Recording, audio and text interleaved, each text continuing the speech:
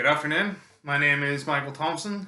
Today's session is the 10 Golden Rules of Safety. Firstly, I must have to apologise about the format in which this session is being relayed. I've had a few technical issues, and as a result, I'm showing these slides through an 8-year-old MacBook with a bit of glare on it, so please bear with me, and hopefully we'll get through this nice and painlessly. 10 Golden Rules of Safety. Even though employers are responsible for their employees' safety, it is ultimately your responsibility for your own safety as an employee. Now, employers obviously don't want to see anybody hurt, but it is the injured party that suffers the most. They're the ones that suffer the pain of the injury and the recovery. Now, aside from physical pain and the potential for a loss of earnings or financial pain, there can also be added stress on family members who may have the added responsibility of taking care of you when you are injured, on top of their own duties.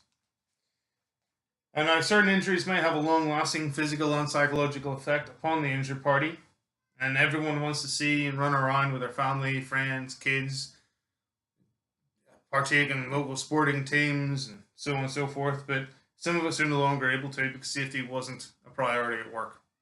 And it's a bit late for them now to realise the importance, so hopefully I can demonstrate the importance. And using these 10 simple rules will hopefully help it stick in your mind. Now, the first one, golden rule number 1, is that everybody is responsible for their own safety. Sounds pretty simple, because it is. There can be various ways to demonstrate this. A nice easy way is to wear the appropriate PPE. Okay, the boss doesn't spend money on PPE for no reason. It is there for a reason, ladies and gentlemen. If you're unsure about what the correct PPE is for the duty that you are conducting, consult your company policy. If that's too hard to find, at least talk to your manager or HSR or an experienced co-worker. Find out what the risks are and what appropriate PPE can mitigate those risks. Use the correct tools for the job. Very simple. Don't climb up in pallet racking if there's a cherry picker. Actually, don't climb up in pallet racking, full stop. Use the correct tool. Use the cherry picker. Use the LO stock picker, or get a forklift to bring the stock down from the shelf. There are reasons there. There are controls in place to mitigate that risk, so employ them. Housekeeping. Accept responsibility for your own mess, your own work area. This is very simple. Less clutter equals less risk. If there's less stuff there, there's less chance to trip over it or various other hazards, which we may talk about later on. Look out for new employees who may not be familiar with all the hazards, risks, and procedures for your workplace. This is common. Anytime anybody starts a job, majority of them try to impress the boss by being as productive as possible. If they are unfamiliar with the work environment, they may not be aware of all the risks. Be a good influence, be a good role model. Don't try to slow them down, but just ensure that what they're doing is safe practice, safe work practice. Ensure they're employing safe work practice. And look out for each other. Speak up. Okay, we can see things on the floor that other people may not see. Okay, so look out for your mates. Nobody wants to see their mates hurt. That's a simple one, I think. Number 2, all accidents are preventable. Right.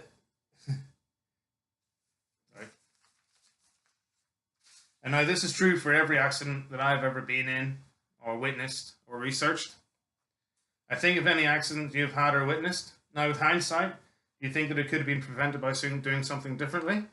If so, that's a very good indication that it was preventable. Prevention is always better and less painful than cure.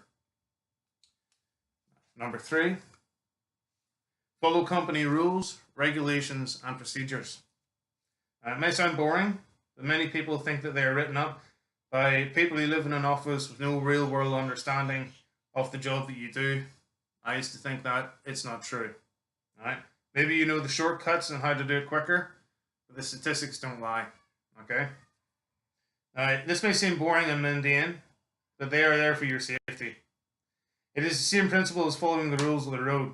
We don't get drunk and all pile into a car and drive down the road at night with no lights on. Why? A, because it's against the law, you got a massive fine, and B, because it's stupid, and someone will inevitably get hurt. It's the same principle, just apply it to your work. Okay. Number 3, assess the risks. Stop. Take 5. This rule doesn't really sound like a very efficient way to conduct your work, but you can accomplish more in a day by working smarter than in a hospital or a doctor's office. Okay? Assess the task you need to do. Right? Assess the environment in which it needs to be completed. Envision yourself performing this task and imagine what could go wrong. Play worst case scenario. Okay? Find the risks, eliminate the risks. All right? You may not find all the risks. The more you eliminate, the higher the chances are you can conduct that role in a safe way. Okay, number 5, be proactive about safety. Again, prevention is better than cure. This is a very good saying to get into the habit. Okay, it's a very good thing to start thinking about. Now, there's no logic in waiting until someone gets hurt or even worse, killed before deciding to take action. Right? Reactivity does not work in safety. You have to be proactive. If you see something you think may be unsafe, speak up before someone gets hurt. Okay? This can be now, excuse me, there's a bit of noise in the background there. Now, being proactive about safety can be as simple as doing things like ensuring walkways are kept clear, cleaning up a spill if you see it, and like I said before, reporting hazards, taking care of them. Just think what the potential risk could be and try to eliminate it. Again, they're all small steps, and I understand they're small steps, but they are small steps in the right direction, which is better than going backwards. Number 6, if you're not trained, don't do it. Again, very simple. Okay? You may have done something similar before. You may have done the same job at a different place. Or you may have even seen a workmate do it. And they could be very easily understand the hazards that are associated with the task. If they're properly trained, part of their training is to identify the risks. They are aware of the risks. Okay? If you try to perform the same duty and you're not trained, chances are that some of those unseen risks that you have not been informed of may come up and bite you in the bum. And a good example of this is I've seen motorcycle racing, but I definitely wouldn't try it because A, I'm not trained, and B, I'm not insane. I just think, is it really worth the risk? Chances are it's not. Number 7, manual handling. Manage the lift. This old chestnut. Everybody's heard about this manual handling, and there's a reason behind it. The vast majority of workplace incidences and injuries are lower back sprains by people who assume they are stronger or invincible. I don't know, but they don't fully appreciate the risk, okay, of manual handling. I've hurt myself doing that before, and it's not fun. Now, there are steps. Okay, firstly, assess the load. You need to figure out the weight and the weight distribution in the box. Sometimes boxes aren't packed properly. Sometimes you can have all the weight in one corner. You go lift it. You can pull something in your back. Okay. If this is the case, if the load is too heavy or too awkward, as it may be, get someone to help you. Employ a manual aid, such as a trolley or any kind of lifting aid that's available on site. Okay. Find your contact points. Assess the box. Figure out where can I lift this box safely without overextending or straining myself. Plan the route. You need to know how far. Check it out. See if there's any trip hazards, any blind corners, any ramps, steps, any kind of assess the route. Try to eliminate any risks there as well, and employ your correct manual handling techniques. Number 8, don't take shortcuts. Shortcuts can cut life short. No task is that important that it cannot be done safely. Okay. This can include simple things like skipping lunch breaks.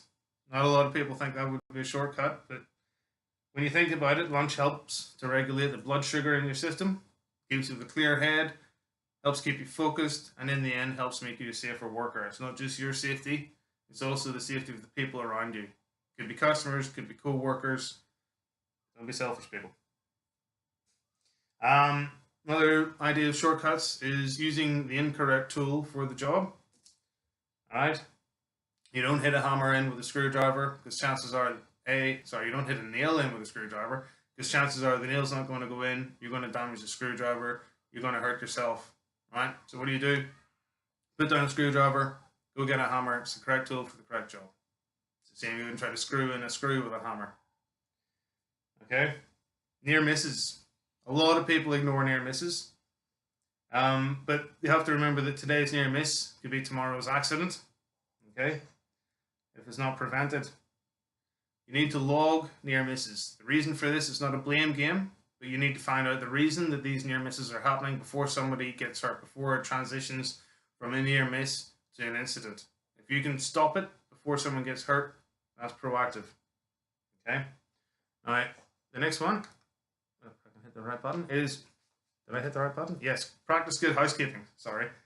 Now this is a very good habit to form, I know I touched on it before, but if you observe your more seasoned professional workers, people who've been in the game for a long time, not only do they have pride in their work, but they also have pride in their workplace.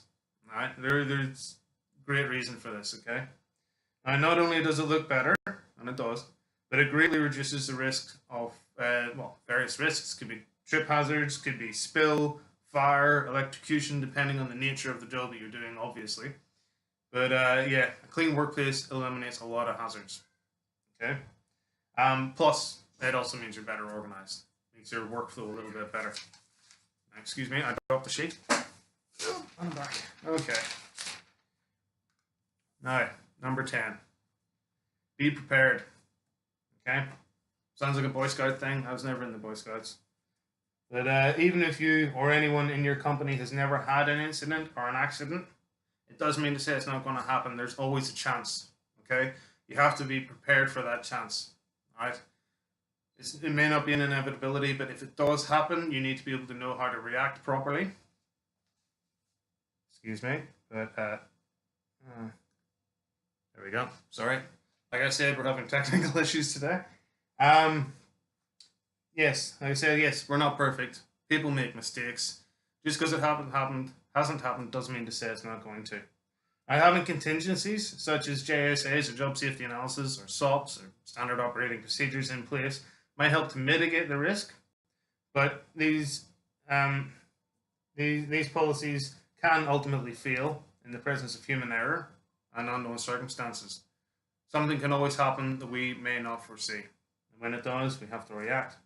And knowing who your first aider is, the location of the first aid kit, and the procedures to follow in the case of an emergency, even such as fire, bomb threat, they're basic essentials that everybody in the worksite must know. Everybody has to know who to go to and what to do in the case of an emergency. There's no use in having people running around like headless chickens panicking.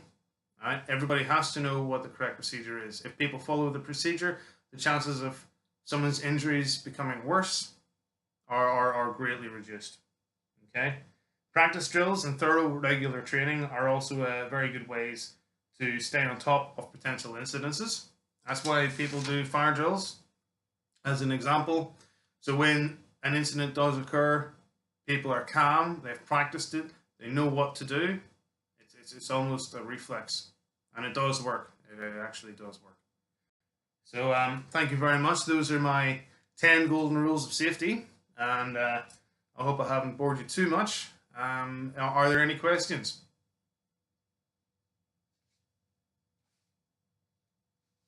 Nope, as I'm here alone, I'm assuming there's no questions. Thank you very much for your time and your understanding with my technical issues. Thank you. I'm going to turn this off.